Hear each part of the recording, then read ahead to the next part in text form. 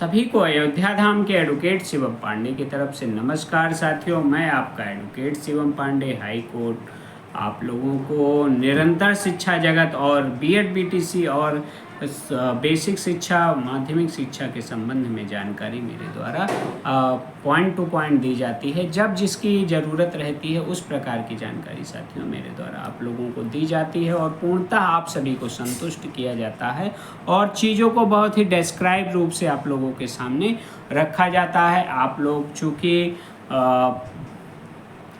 हर एक एंगल से जो भी स्नेहिल साथी साथ में जुड़े हुए हैं, हमारे चैनल को सब्सक्राइब किए हुए हैं, वे निरंतर हर एक मैटर पे कोई भी आदेश आता हो या कोई भी सुनवाई चल रहा हो तो वे इच्छा करते हैं और एक लोकस की तरह अपने भविष्य के प्रति संजीदा होकर मुझसे विधिक रूप से उस पर सलाह मांगते हैं। साथियों, आज हम बीएड बीटीसी के संबंध में कल जो आदेश बोस साहब ने जारी किया है उस आदेश के संदर्भ में यहाँ चर्चा करेंगे। चूँकि जब सुनवाई चल रही थी तो ऑनलाइन स्टेटस के आधार पर ऑनलाइन मैं भी उस कोर्ट में प्रेजेंटेशन दे रहा था और चीज़ों को हमने बहुत ही गहनता से समझा और जितने दिन यह सुनवाई हुई है प्रॉपर रूप से साथियों वहाँ पर बने हुए थे और जो आदेश कल आया है, जिस आदेश को आज पढ़कर उसमें स्पष्टता ढूंढ रहे हैं, उस आदेश के विषय में मैंने सुनवाई के तुरंत बाद आप लोगों को बता दिया था कि बीएड पूर्णतः सुरक्षित हो गया है।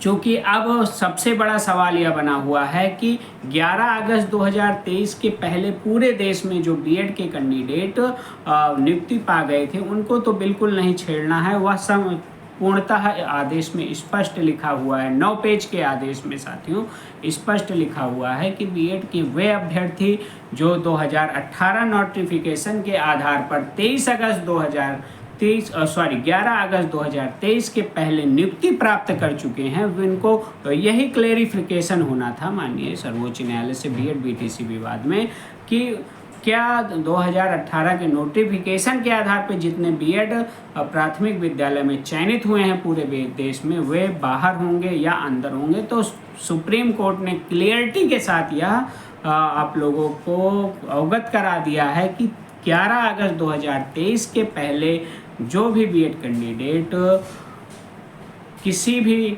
विज्ञापन के माध्यम से किसी भी स्टेट में चयनित हो गए हैं तो उन्हें छेड़ा नहीं जाएगा और उनके विषय में पूर्णतः स्पष्टीकरण देते हुए कोर्ट ने कहा है कि सभी टीचर्स यथावत रूप से बने रहेंगे। 1 साल के अंदर उन्हें ब्रिज कोर्स करना आवश्यक है। साथियों, मैं आपको एक पैराग्राफ पढ़ूंगा, उसके बाद फिर उसका अर्थ बताते हुए क्लियर करूंगा। यहाँ पे देखिए साथियों, पेज नंबर 8 पे लिखा है, if any court of law to the effect that their appointment would be subject to final outcome of the case which might have had been instructed by these and such candidates were in regular employment without any disqualification and were appointed in pursuance of a notice of advertisement where BEd was stipulated to be valid qualification. Service of only such candidates shall not be disputed because of this judgment. We ध्यान से आप सुनिएगा, we make it clear that this benefit is only for the candidates who were appointed prior to the date of judgment was delivered on 11 August 2024. Mere selection of such candidate of their participation in the process will not entitle then for a benefit under our present order. तो यहाँ पे आप लोग देख रहे हैं कि पूर्णतः सुरक्षित कर लिया गया है जो चयनित हो गए हैं उस विज्ञप्ति पे। लेकिन किसी भी विज्ञप्ति पर यदि कोई भी विवाद हो या फिर कोर्ट में मामला कोई किसी भी प्रकार का लंबित हो या फिर अभी सरकार अपॉइंटमेंट ना कर पाई हो तो उनके लिए भी कहीं से भी कोई भी ऑर्डर में यह नहीं है कि उन्हें अब अपॉइंटमेंट नहीं दिया जाएगा, क्योंकि उसी एडवर्टीजमेंट पे कुछ लोगों का चयन हो गया है, जो रह गए हैं उनका चयन नहीं रोका जाएगा। तो साथियों, हम उत्तर प्रदेश की 69,000 वैकेंसी की बात आज कर रहे हैं। 69,000 वैकेंसी में चूँकि 3 मैटर ऐसे हैं जिसमें अभी भी अपॉइंटमेंट होने की पूर्ण संभावना है और ज़रूर अपॉइंटमेंट होगा। पहला EWS केस जो डबल बेंच में कल लगा हुआ है, जिसमें हमारे द्वारा अशोक खरे और GK Singh ji, 2 most senior को प्रयागराज बेंच में किया गया है। तो EWS के साथ ही बिल्कुल भ्रमित ना हो। अगर आपका एडवर्टीजमेंट सुरक्षित कर दिया है माननीय सर्वोच्च न्यायालय ने, तो यदि आप अभी तक उसमें चयन प्राप्त नहीं कर पाए हैं किसी भी विवाद के कारण, तो आपकी नियुक्ति पर कोई असर नहीं पड़ेगा। आपको ज्वाइनिंग के 1 साल के अंदर ब्रिज कोर्स कराना सरकार के लिए सिर्फ और सिर्फ एक बड़ी चुनौती के रूप में होगी। बाकी आपकी ज्वाइनिंग के लिए कहीं भी कोई भी आपको स्पष्टीकरण नहीं देना है और उसके लिए आगे कहीं से भी क्लैरिफिकेशन नहीं आना है, क्योंकि इस क्लैरिफिकेशन आदेश में मैंने बहुत चीज़ों को पढ़ा और चीज़ों को समझा।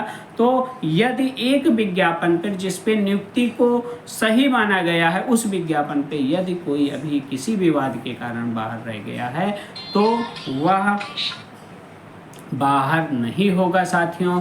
दूसरा बड़ा केस है आंसर की, जिसके विभिन्न अभ्यर्थी हम लोग, चूँकि मैं भी आंसर की में एक पेटिशनर्स के रूप में था, तो हम लोग जीत चुके हैं और जीतने के बाद हमारी ज्वाइनिंग के लिए जो पहला कदम उठाया जाना था अभी सरकार ने नहीं उठाया है, चूँकि उस बीच OP शुक्ला जी का रिविजिट का आदेश आ गया था। इसलिए आंसर की के साथ अभी भी भेदभाव रूपी कार्य हो रहा है। उनका 1 अंक बढ़ा के यदि वो मेरिट में आए तो उन्हें ज्वाइनिंग नहीं दिया जा रहा है। तो वे भी निराश और हताश ना हो, क्योंकि इस आदेश से स्पष्ट है कि आपका विज्ञापन, आपका जियो बचा हुआ है, और जब आपका जियो बचा हुआ है तो उस आधार पे जो भी आप नियुक्ति पाने के अधिकारी होंगे उन्हें आप भविष्य में दिया जाएगा। रिविजिट के माध्यम से यदि कोई आगे पीछे होता है, गुणांक नीचे आता है, क्वालिटी पॉइंट किसी भी वर्ग का नीचे आता है, तो उन्हें भी नियुक्ति दी जाएगी। वहाँ BEd और BTC को अलग अलग नहीं छाटा जाएगा साथियों। मैं आपको स्पष्ट इसलिए हर एक बात को कर दे रहा हूँ, क्योंकि कल से ही बहुत ही ज़्यादा उथल पथल मची हुई थी और लोगों ने मेरे पास अत्यंत फ़ोन किए, और कई फ़ोन आने के बाद मैंने वीडियो बनाना ही वाजिब समझा, क्योंकि सबको बार बार समझाने में मुझे भी प्रॉब्लम हो रही थी। और अत्यधिक फ़ोन उठाने के कारण जो है मेरे व्यक्तिगत जो कार्य रहते हैं, जो कोर्ट के कार्य रहते हैं, जो चैम्बर वर्क रहते हैं, वे छूट जाते हैं। इसलिए मैंने सोचा कि वीडियो के ही माध्यम से आपको बताना उचित होगा। आगे हम बात करते हैं कि कहीं भी ऐसा नहीं लिखा है कि कोई भी भर्ती का कोई भी पार्ट अगर कोर्ट के अधीन हो तो उसे नियुक्ति नहीं मिलेगी। वहाँ पे आप समझने की बात समझिए कि जहाँ पर BEd BTC के विवाद संबंधित हाई कोर्ट या सुप्रीम कोर्ट में पूरी भर्ती को आदेश के अधीन माना गया हो और 11 अगस्त 2023 के पहले उसमें कोई प्रक्रिया ना हुई हो, सिर्फ और सिर्फ जो विवाद BEd BTC का था पूरी भर्ती को उसके अधीन माना गया हो, तो उन्हीं भर्तियों में BEd लागू नहीं होगा।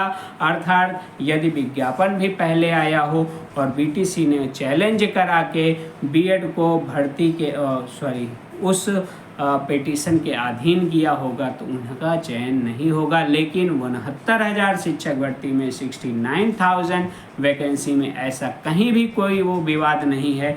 BEd BTC का विवाद उत्पन्न ही नहीं हुआ था। जब BEd के खिलाफ BTC और शिक्षा मित्र बंधु माननीय सर्वोच्च न्यायालय गए हुए थे, तो 2020 में ही वहाँ स्पष्ट आदेश आ गया था कि BEd इस भर्ती के लिए वैलिड है, और वैलिड होने के साथ साथ BEd को नियुक्ति पत्र भी प्राप्त हो गया है। इसलिए जो भी पद बढ़े हुए हैं और जो भी स्थितियां बनी हुई हैं और जो अभी विवाद उत्पन्न हुए हैं, उस विवाद में कहीं भी ऐसा नहीं है कि बीएड को बाहर कर दिया जाएगा या बीएड संबंधी जो लोकस है वो ख़त्म हो गया है।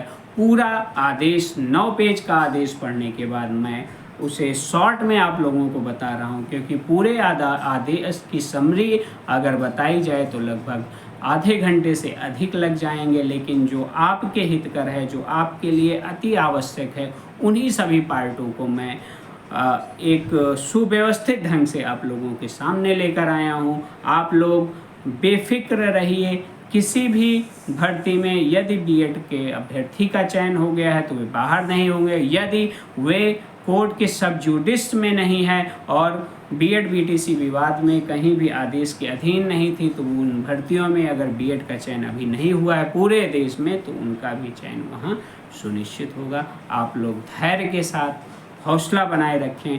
बहुत अधिक मिलने की संभावना है, क्योंकि ईडब्ल्यूएस केस में विभिन्न अभ्यर्थियों का 110% चयन होगा। आंसर की में भी अभ्यर्थियों का चयन होगा, और चूँकि डबल बेंच में डबल आरक्षण का आदेश सुरक्षित है, तो उसके विषय में अभी ज़्यादा कुछ बोलना उचित नहीं है। क्योंकि एडवोकेसी का मतलब यह होता है कि चीज़ों को तार्किक रूप से सही क्रम में आपके सामने रखा जाए। तब तक के लिए धैर्य बनाए रखें। मैं आपका advocate Shivam Pandey, high court. जय श्री राम, जय हनुमान, जय महाकाल। आप सभी का दिन शुभ हो। आने वाले समय में सभी को सरकारी नौकरी प्राप्त हो। जितने भी स्नेही लोग हों, उनके भविष्य की उज्जवल कामना के साथ पुनः आप सभी को नमस्कार। जय माता दी। धन्यवाद।